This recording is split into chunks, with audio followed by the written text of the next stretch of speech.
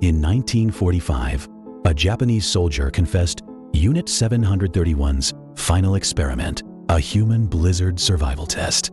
These were the war's dying days.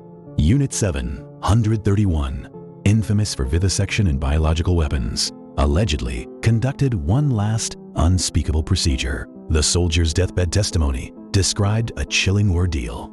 Subjects endured extreme glacial cold.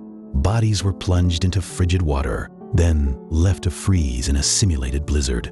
Some accounts suggest the goal was to measure hypothermia limits. Others whisper of a darker purpose. Were they testing frostbite treatments or developing new ways to incapacitate enemy soldiers?